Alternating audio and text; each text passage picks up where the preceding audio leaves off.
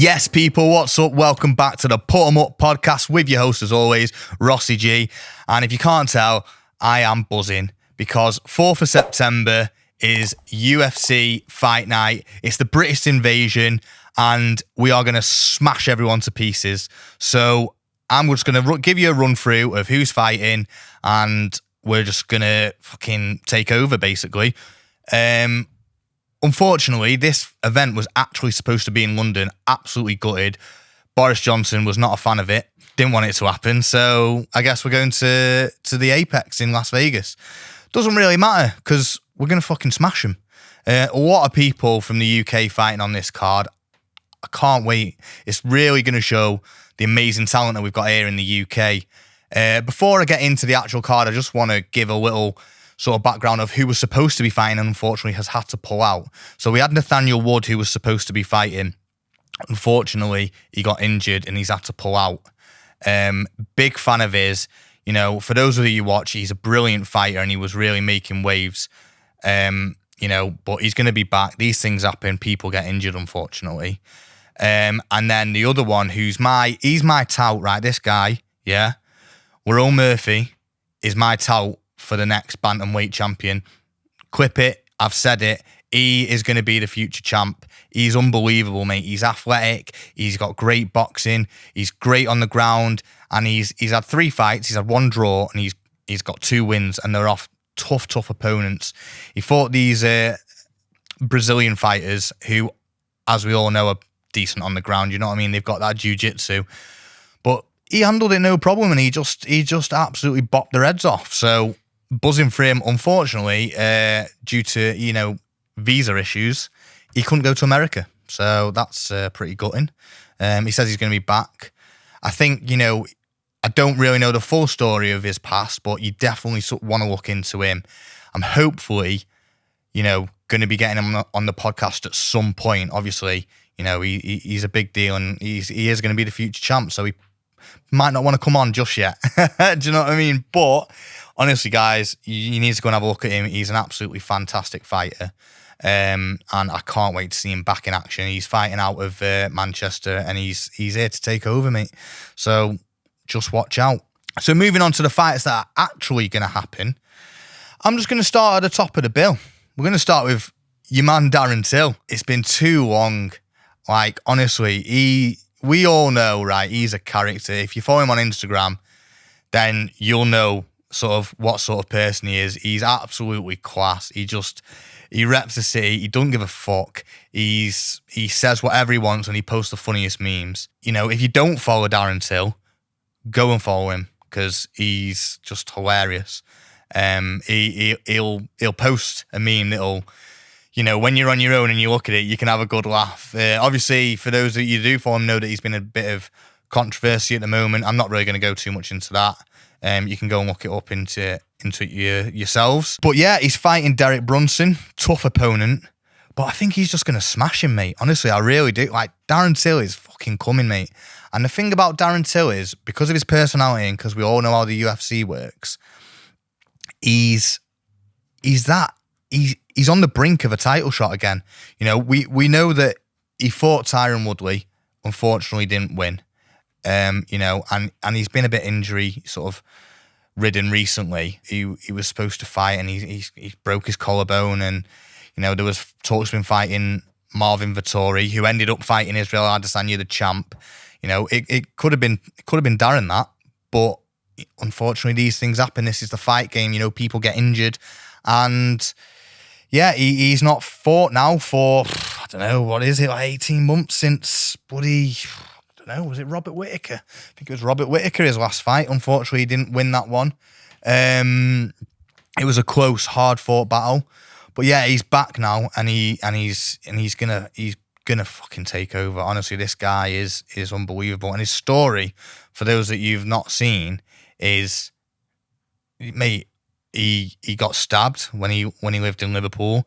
He ended up getting sort of shipped off to Brazil for a few years. Ended up, you know, not settling down there, but just fighting out there, and you know, I think he was teaching out there actually, which is interesting because can you imagine Darren Till being a teacher doing private English lessons? I don't know. Hopefully one day I'll get to ask him about it, because that's something I'm really intrigued. I really want to know. Every interview that I've watched with him, no one really talks to him about that time in Brazil. Like, I really want to get into the thick of it and really know what sort of his day-to-day was and mentality at that time.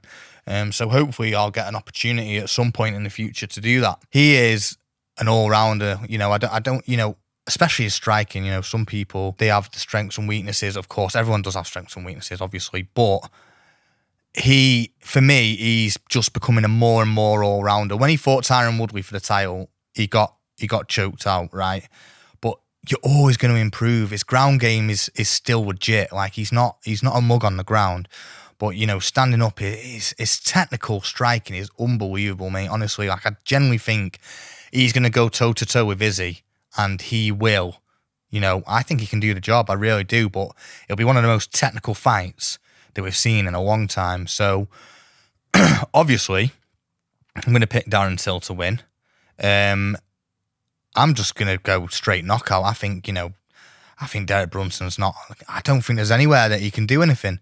You know, I've seen Derek Brunson fight a lot, and I've seen him fight live, and it was against Israel Adesanya, and that, for me, was probably Israel Adesanya's best performance. If you want to go back and watch that, you definitely should, because it was an unbelievable performance. He absolutely mauled him. And I think that Darren Till is going to do exactly the same. I think he's just going to defend the takedowns and just piece him up. And sooner or later, Derek will fall. And, you know, maybe, depending on how good the performance is, if it is, you know, a big flash fucking head kick or a spinning elbow or something, then he's gonna be looking for a title shot, surely. Maybe he might have to fight again. He might have to fight like a Marvin Vettori or something, which I can't really be arsed. I just want to see him fight Izzy. I think we all do. I think we can all sit here and safely say we want to see him fight for that title. And I know he's going to be champion, and he's going to give it to his trainer, Colin. He's already spoke about this. And I am really looking forward to the day, because I tell you what, guys, the Brits are coming. Those championship belts, they're coming back to England, and they're coming back to the UK in general. So, you know, fucking get ready. Get watching UFC. Let's move on to another person who's fighting out of Team Kaobon, Tom Aspinall at heavyweight. This guy, right, although he's only just, you know, some of you may not have heard of him, you know, but this guy is scary good. He is just, again, I know I sound like a broken record here, but he has got everything. And for a heavyweight, the way he moves is unbelievable. He's so fast. And I think, you know, looking at the heavyweight division now, I look at, you know, realistically, it's Francis or Cyril Gane. Don't get me wrong, I don't want to write off Derek Lewis. He's an absolute powerhouse, and he's in it until the very last second. But for me, Francis is obviously an absolute destroyer, and Cyril Gane proved against Derek Lewis that he is legit, and his game plan worked to an absolute T. And, you know, he finished Derek Lewis. And just speaking of that fight, actually, I just want to say, for those of you that watched my last video, I got every single prediction right. So yeah, I know my shit. Yeah, I did. I didn't predict, right, let's just get one thing clear. I didn't predict the method correctly on everyone, but everyone that I picked to win won. So I just want to put that out there and say, fucking real deal here, people. So anyway, back to Tom Aspinall. He's something special. You know, those lads that train out of Team Kaobon is those guys. You know, to be fair, any gym, mate, Team Kaobon. You know, I'm going to talk about next gen because there's two fighters from there who you need to fucking tune in for. These people are going to be unbelievable. But let me just finish on Tom Aspinall. Team Kaobon, yeah, is an unbelievable gym based in Liverpool, and they are churning out some absolute animals. And obviously, most notably, Darren Till at the moment. They've had some great fighters in the past, you know, Paul Kelly, Paul Sass, Terry Etim, absolutely fantastic UFC fighters. But yeah, Tom Aspinall is, you know, I think Darren Till's going to get the belt, and then it's going to be, you know, it's going to be Tom Aspinall. He's going to go for that belt. Don't get me wrong, Cyril Gane and Francis are big, big tasks. And I want to see Tom Aspinall take on a few more people before he gets there, because I don't want him to just get thrown in and then if he gets beat, he gets put to the back of the pile. But for me, he's going to be, he's definitely going to be in and around that top 3 of the heavyweight division. So Team Cowbond potentially could have a heavyweight champ and a middleweight champ. So you need to stay tuned for that and definitely look out for that, because something special, I know, I seem very hyped. I'm hyped up, mate. I'm fucking buzzing for this. Like, I can't wait for this event. So definitely, whatever you're doing on the 4th of September, tune in, because it's on at our time. It starts at 9 p.m. So tune in and watch all the prelims as well. But yeah, so Tom Aspinall is against Pavlovich. What's his fucking name? I can't even pronounce his name. Pavlovich. Sergey Pavlovich. Who is he? Who the fuck is that guy? No one fucking knows. He's going to get sparked out, whoever he is. It doesn't really matter. So, fuck him. But yeah, of course, I'm going to pick Tom. I think he's just going to absolutely demolish him. I think it's going to be one and done. It's going to be done in a round, mate. He's on a rampage. He's on a mission. So yeah, my pick, Tom Aspinall, of course. Right, moving on to a little bit lower down the sort of pecking order. We've got a UFC debutant fighting out of Next Gen Liverpool. We've got Paddy the Baddy Pimblett, absolute hero. I was at an event the other day, right, in Liverpool, and Molly McCann, who I'll talk about in a minute, and Paddy were doing like a Q&A. It was really good to get the insight. Dan Hardy was there also, and also the referee, Mark Goddard. It was really, really interesting to see him talk. But let me tell you something about this, right? Paddy Pimblett will, I don't want to say he's going to be the next McGregor, because he's not trying to be that. He's being his own person. But he's going to be an absolute superstar. He is going to be on the tip of everyone's tongue, because I'm telling you now, his personality will shine through. When you're watching that embedded on that fight week, it'll shine through, or even the countdown.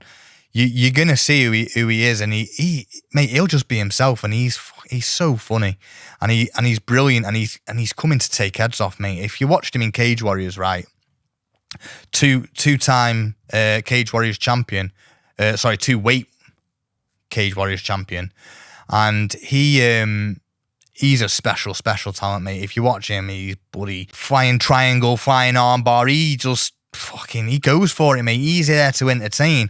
His walkout is incredible. He gets you pumped up. He's just, mate, he's a superstar in the making. I tell you what, as soon as Dana meets him, his fucking eyes will go, McGregor who? No, it doesn't matter. Now we got Paddy the Baddy, mate. It doesn't really matter. So honestly, guys, he's coming in for his UFC debut. I first saw him fight in 2017. Unfortunately, that wasn't his night, unfortunately. But let me tell you, he got offered to go in the UFC early doors, and he said, no, he's not ready. And he just carried on, and he was beating people. Now he's like, yeah, I'm ready. And I'm telling you now, he's done the right thing, because he's going to come in and he's going to take this Brazilian's head off. He's just going to absolutely clean him out. He's going to make him look like an absolute amateur. And I am buzzing to watch him come out. Obviously, as I've said before, guys, this was supposed to be in London, and I'm absolutely gutted it wasn't, because I'd have definitely gone. But, COVID and travel rules and all that bullshit. So, yeah, for me, Paddy the Baddy is the next big thing. You heard it here first. I know he's saying it as well, but I'm saying it. I'm backing it up. I'm saying 100% he is going to be the absolute face of the UFC in the future. So stay tuned for that, guys. For those of you that don't know who he is, go and have a look at him. Go and watch his highlights or whatever. He is an absolute, just brilliant fighter. And he's definitely going to make his mark on September 4th. So stay tuned for that one, guys. I'm moving on to the other person fighting out of Next Gen. We've got Meatball Molly McCann. She's an absolute legend. She was also at the Fit Expo that I went to. Unfortunately, I didn't get a picture, because at first I was a bit shy. I was like, oh, I don't know. I don't really want to bother her. I don't want don't want to mess her around. She was just cracking on. She does, she's such an influence in the city of Liverpool. She's a really, really great asset to this city. And I think, everybody should be really sort of proud to say, I know she's a Scouser, but she's part of the UK essentially. And I think that's, I love the fact that she reps it. I know she'll probably say, I'm a Scouse first, which is great. But she's an absolute character, and she's fighting against Lee Kim. This is a must-win fight for her, really. She had a couple of losses, but she's a personality, mate. She's interesting. We all want to tune in. She's a right character. So for me, she was talking, saying this Kim is long and rangy, and she's going to work the jab and keep her distant. But Molly said herself, she's a bit of a Mike Tyson. She's small and she's ducking under. And I hope she just pops up and just smashes her and just gets that KO, gets a bonus. I'd love to see that. I'd love all the Brits to come home with bonuses. It'd be absolutely brilliant. Hopefully Dana decides to pay 75 instead of 50, or even 100 if he's feeling generous. But that's another topic about UFC and pay. Like I can't really say anything. I've already spoke about that. Meatball Molly is fighting. I think she has maybe been a bit nervous about getting cut, but she's just mega, mate. Honestly, she's mint. She's such a great person, and she, like I said, she does so much for the city. She does so much for the community, and I can't wait to just see her get her hand raised. She's an absolute warrior. So definitely, this is one of them cards that you should definitely be watching all the prelims. Finally, guys, we've got Jack Shaw fighting Saeed Nurmagomedov. Nurmagomedov. Do you know what? I can't even say his name, but fuck it doesn't matter. It's the same as what Khabib's called, but everyone just calls him Khabib. So we'll call him Saeed. I know he's not related to Khabib. They are not related. Yes, they are both from Dagestan, but they're not cousins, they're not brothers, they're not related. He's cleared that up. Obviously, when you see that name and you see where he's from Dagestan, you think, oh shit, like Jack Shaw is going to be in for a hell of a night. But Jack Shaw, for me, he's a brilliant, brilliant prospect, and I can see him doing the job. It's going to be a tough night for him, don't get me wrong, but for me, he's going to get it done. He's going to do it. I'm backing all the Brits. I don't care who they're against. I'm backing them all. So maybe my picks might be off, because like I said, the last time I did this, all my picks were right. Just saying. But Jack Shaw is this is a big test for him, and I believe he will go and get this done. I believe that he has the ability to finish this guy. The Dagestans, as tough as they are, they're nothing compared to Jack Shaw, the Welshman. He's hard as nails. He might be from the middle of nowhere, but he's hard as nails. So yeah, that's basically, I'm going to kind of just wrap it up there, guys. I hope you enjoyed this episode, and I hope you like and subscribe and tune in for next time. I hope all my picks are right. Watch UFC Fight Night September 4th and tune in and support the Brits. This is the Put 'em Up podcast. Pow.